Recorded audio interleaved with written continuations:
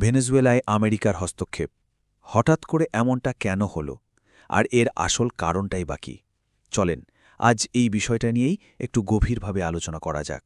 তারিখটা ছিল ৩রা জানুয়ারি ২০২৬। হঠাৎই খবর আসলো আমেরিকা ভেনেজুয়েলার প্রেসিডেন্টকে আটক করেছে। এখন প্রশ্ন হল, সরকারিভাবে যা বলা হচ্ছে সেটাই কি পুরো সত্যি, নাকি পর্দার আড়ালে অন্য কোনো খেলা চলছে? তো পুরো ব্যাপারটা ঠিকঠাক বুঝতে হলে আমাদের কয়েকটা ধাপে এগোতে হবে। প্রথমে দেখব কিভাবে এই চাঞ্চল্যকর আটকের ঘটনাটা ঘটল।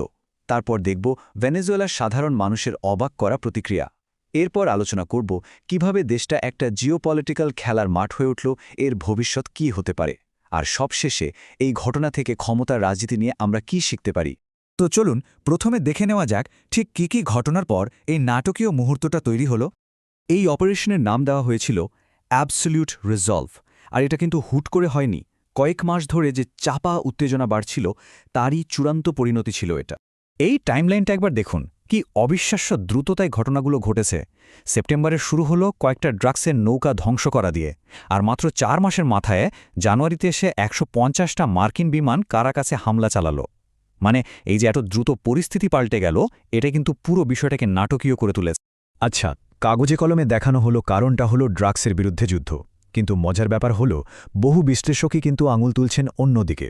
তাদের মতে আসল কারণটা হলো ভেনেজুয়েলার মাটির নিচে থাকা পৃথিবীর অন্যতম বৃহৎ তেলের ভাণ্ডার। এখন একটা অদ্ভুত ব্যাপার নিয়ে কথা বলা যাক। একটা বিদেশি শক্তি দেশে আক্রমণ করেছে, অথচ দেশের মানুষ কি করল? তারা রাস্তায় নেমে আসলো, কিন্তু প্রতিবাদ করতে নয়, রীতিমতো উদযাপন করতে। কেন এমনটা হলো? হ্যাঁ, ঠিকই শুনছেন। প্রতিবাদের বদলে টিভি ক্যামেরাগুলোতে দেখা গেল শুধু আনন্দের আর উৎসবের ছবি। এই প্রশ্নের উত্তরটা লুকিয়ে আছে দেশের অর্থনীতির ভয়াবহ দশার মধ্যে। মাদুরোর শাসনামলে হাইপার ইনফ্লেশন মানে মুদ্রাস্ফীতি কোথায় গিয়ে ঠেকেছিল জানেন? ১,০০,০০০%, মানে ১০ লক্ষ শতাংশ। ভাবা যায়? এই একটা সংখ্যাই বলে দেয় যে দেশের অর্থনীতি বলতে আসলে আর কিছুই বাকি ছিল না। আর এর ফলাফল, মানুষের জমানো টাকা আক্ষরিক অর্থেই কাগজে টুকরো হয়ে গিয়েছিল। মানুষ টাকার বদলে ডিম দিয়ে জিনিসপত্র কেনাকাটা করত, দোকানপাট থেকে দরকারি জিনিস উধাও। অবস্থা এমন দাঁড়ালো যে দেশের প্রায় ১/৪ মানে ৮০ লক্ষ মানুষ দেশ ছেড়ে পালাতে বাধ্য হল। এর ওপর ২০২৪ সালের নির্বাচন নিয়েও ছিল কারচুপির ব্যাপক অভিযোগ। সব মিলিয়ে মানুষের দেয়ালে পিঠ চেকে গিয়েছিল। ব্যাপারটা কিন্তু শুধু আমেরিকা আর ভেনেজুয়েলার মধ্যে সীমাবদ্ধ ছিল না। ভেনেজুয়েলা আসলে হয়ে উঠেছিল বিশ্বশক্তির দাবার এক গুরুত্বপূর্ণ ছক। এখানে দেখুন, বেশ কয়েকজন বড় খেলোয়াড় মাঠে ছিল। একদিকে চীন, যার মূল চিন্তা ছিল তার বিলিয়ন বিলিয়ন ডলারের লোন আর তেলের সাপ্লাই বাঁচানো। অন্যদিকে রাশিয়া, যে আমেরিকার প্রভাবের এলাকাতেই নিজের একটা ঘাঁটি তৈরি করতে চাইছিল। আর ছিল ইরান, আমেরিকার সাধারণ শত্রু হিসাবে ভেনেজুয়েলার সাথে জোট বাঁধাটা তাদের জন্য সুবিধাজনক ছিল। মানে প্রত্যেকেরই মাদুরোর অ্যান্টি আমেরিকান সরকারকে টিকিয়ে রাখার পেছনে নিজস্ব স্ট্র্যাটেজিক কারণ ছিল। আর আমেরিকার এই অপারেশনটা ছিল আসলে বাকি বিশ্বের জন্য, বিশেষ করে এই দেশগুলোর জন্য একটা কড়া বার্তা।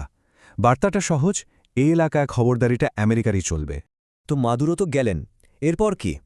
ভেনেজুয়েলার ভবিষ্যৎ এখন কোন দিকে যাবে? মূলত ৩টে সম্ভাবনা সামনে আসছে। ১. হতে পারে দেশটা লম্বা সময়ের জন্য আমেরিকার সামরিক দখলে চলে যাবে। ২. বিরোধী দলকে সামনে রেখে একটা গণতান্ত্রিক সরকার গঠনের চেষ্টা করা হবে। অথবা ৩. মাদুরোর অনুগতদের সাথে একটা লম্বা গৃহযুদ্ধ শুরু হয়ে যেতে পারে।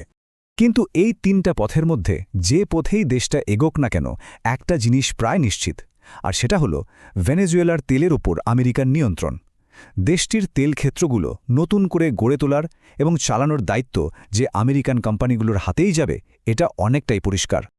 আচ্ছা, এই যে এত কিছু ঘটল, এই পুরো সংকট থেকে আমরা আসলে কি শিখতে পারি? এর থেকে বড় শিক্ষাটা কি? দেখুন, এই যে প্যাটার্নটা, এটা কিন্তু নতুন কিছু না। এটা একটা খুব পরিচিত ছক। একটা বড় শক্তি অন্য একটা সার্বভৌম দেশে হস্তক্ষেপ করে, কারণ হিসেবে দেখানো হয় গণতন্ত্র বা নিরাপত্তার কথা।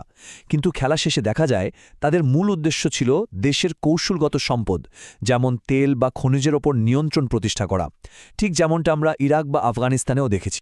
এখান থেকে কয়েকটা বিষয় খুব পরিষ্কার।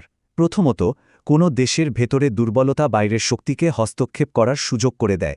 দ্বিতীয়ত, দেশের সার্বভৌমত্ব নির্ভর করে তার নিজের স্থিতিশীলতার ওপর। আর সবচেয়ে গুরুত্বপূর্ণ হল ন্যারেটিভ বা গল্পটাই আসল শক্তি। মানে কে ঘটনাটা ঘটাচ্ছে তার উপর নির্ভর করে একই কাজকে কেউ বলে আগ্রাসন, আবার কেউ বলে হস্তক্ষেপ। আর এই সব কিছু আমাদের একটা মৌলিক প্রশ্নের সামনে এনে দাঁড় করিয়ে দেয়। ভূরাজনীতির এই জটিল দুনিয়ায় বন্ধু বলে কি সত্যি কিছু আছে, নাকি দিন শেষে সবকিছুই কেবলই স্বার্থের খেলা?